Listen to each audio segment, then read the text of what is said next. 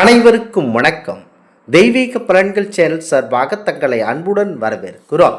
இன்று நம் காணொளியில் காண விரும்புவது ராகு பகவானால் இந்த வருடமே பெரும் கொடுமையை அனுபவிக்க போகும் 3 ராசியினர்கள் யார் என்பதை பற்றி இந்த காணொளியில் பார்க்கலாம். வாருங்கள் காணொளிக்கு செல்லலாம். மறக்காமல் ஒரு சப்ஸ்கிரைப் செய்யவும். இப்போது கும்பராசியில் சஞ்சரிக்கும் ராகு பகவான் இந்த ஆண்டு 2026 டிசம்பர் வரை இதே ராசியில் இருக்கிறார். இதனால் 3 ராசிகளுக்கு எதிர்பாராத சிக்கல்களையும் கஷ்டங்களையும் நிதி நெருக்கடிகளையும் கொடுக்க போகிறார். இதனால் மாபெரும் கஷ்டங்களை சந்திக்க போகிறார்கள். அவை எந்தெந்த ராசிகள், அந்த ராசி உங்கள் ராசி பட்டியலில் இருக்கிறதா என்பதை தெரிந்து கொண்டு உஷாராக இருந்து கொள்ள வேண்டும்.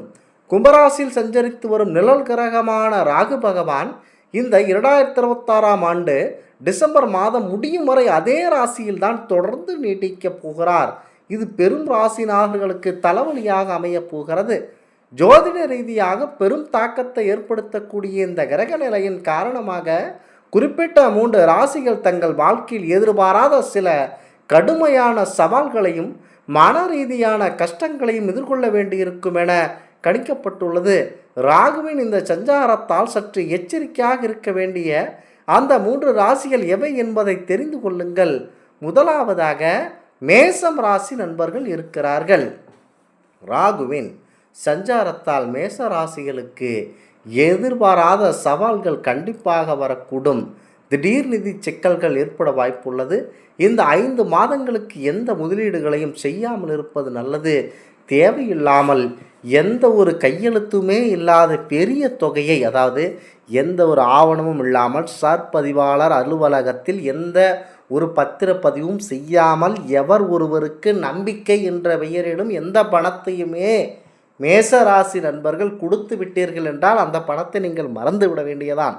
சந்தர்ப்ப சூழ்நிலையில் அந்த வாங்கியவர் அந்த பணத்தை கொடுக்க முடியாமல் போவார். உங்களிடம் சண்டைக்கு வருவார். ஏன், உங்களை அடிக்க கூட செய்வார்.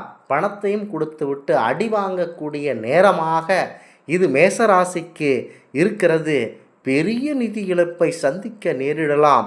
கோபத்தால் எடுக்கக்கூடிய முடிவுகள் எதிர்காலத்தில் பின்னடைவுகளை ஏற்படுத்தும். உங்களுக்கு வேலைக்கு செல்பவர்கள் பணியில் கவனமாகவே இருக்க வேண்டும். ஒரு சிறிய தவறு கூட பெரிய விலையை கொடுக்க வேண்டியிருக்கும். முக்கியமாக உங்களுக்கு பண ரீதியாக அதிகப்படியான பிரச்சனைகள் வரக்கூடும். தேவையில்லாத சண்டை சச்சரவுகள், தேவையில்லாத மனபயம், எந்த ஒரு செயலையும் செய்யும் முன் உஷாராக பார்த்து கொண்டு செய்ய வேண்டும். ராகுவின் சஞ்சாரத்தால் மேச ராசிக்கு கடும் சவால்களாகும். திடீர் நிதி சிக்கல்கள் ஏற்பட அதிகப்படியான வாய்ப்புகள் உள்ளன. உங்களுக்கு இந்த 5 மாதங்களும் முக்கியமாக கடுமையான மாதங்களாக இருக்கின்றன. எந்த ஒரு சுபகாரியத்தையும் சுப செலவையும் எந்த ஒரு தேவையில்லாத முடிவுமே இந்த 5 மாதத்திற்கு மேச ராசி நண்பர்கள் தள்ளி வைப்பதே சாலச் சிறந்தது. நான் இந்த தொழிலை ஆரம்பிக்கிறேன், அதையெல்லாம் போய் ஜாதகமெல்லாம் போய் என கூறிக்கொண்டு தேவையில்லாமல் புதைக்குழிக்குள் சென்று மாட்டிக்கொள்ள வேண்டாம். மேசராசி நண்பர்களே, அமைதியுடன் இருக்க வேண்டும்.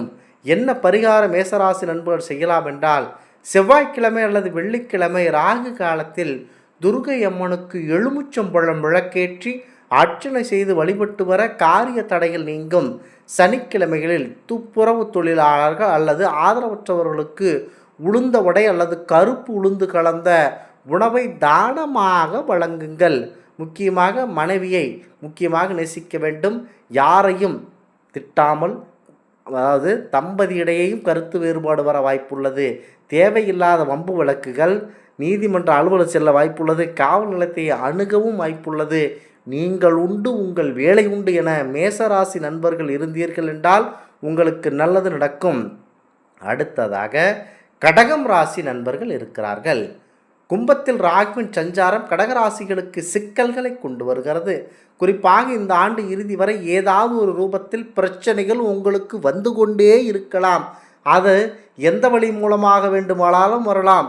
முக்கியமாக தேவையில்லாத மனப்பிரச்சனை, குடும்பத்தில் பிரச்சனை, பணப்பிரச்சனை, எந்த பிரச்சனையோ எந்த ரூபத்திலோ உங்களுக்கு வரக்கூடிய வாய்ப்பு அதிகமாக உள்ளது. எந்த ஒரு கையெழுத்தோ எந்த ஒரு ஆவணமோ எந்த ஒரு எதுவுமே இல்லாமல் நம்பிக்கை என்ற ஒற்ற வார்த்தையை வைத்துக்கொண்டு, நம்பிக்கை என்றால் இந்த காலத்தில் ஆகாத ஒரு விஷயமாக மாறிவிட்டது. ஆகவே நம்பிக்கை என்ற பெயரில் ஒரு பெரிய தொகையை இவரிடமும் கொடுத்து விட்டீர்கள் என்றால் அந்த பணம் அவ்வளவுதான்.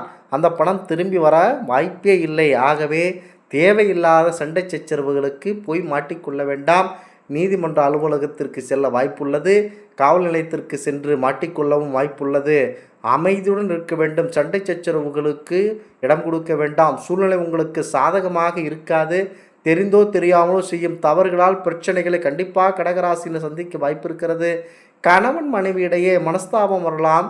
குடும்ப உறுப்பினர்கள் ஆதரவுடன் அந்த பிரச்சனைகளிலிருந்து வெளியே வர வாய்ப்பு உள்ளது. கண்டிப்பாக இந்த கடகராசி நண்பர்கள் அமைதியுடன் செயல்பட வேண்டும். உங்களுக்கு என்ன பரிகாரம் என்றால், ராகுவின் ஆதிக்கத்தை குறைக்க திங்கட்கிழமைகள் சிவபெருமானுக்கு வில்வ இலைகளால் அர்ச்சனை செய்து பாலபிஷேகம் செய்வது மன அமைதியை தரும். தினமும் காலையில் பறவைகளுக்கு தானியங்கள் மற்றும் தண்ணீர் வைப்பது ராகுவின் தோஷ வீரியத்தை குறைக்குமாம். இறுதியாக கும்பராசி நண்பர்கள், ராகு தற்போது கும்பராசியில்தான் இருக்கிறார். டிசம்பர் வரை இதே ராசியில்தான் உங்களை சஞ்சரிப்பார்.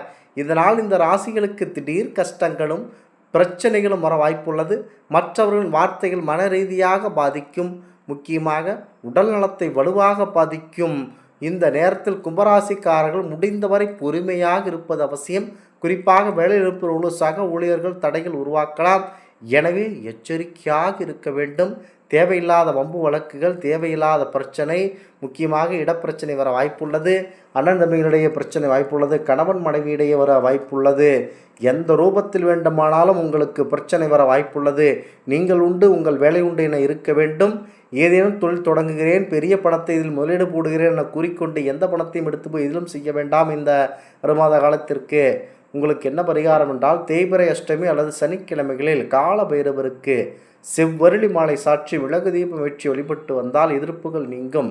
சனிக்கிழமைகளில் உடல் ஊனமுற்றோருக்கு அல்லது முதியோர்களுக்கு உங்களால் இயன்ற கருப்பு உளுந்து, கருப்பு ஆடை அல்லது இனிப்பு இல்லாத வாழைப்பழங்களை தானமாக வழங்கலாம்.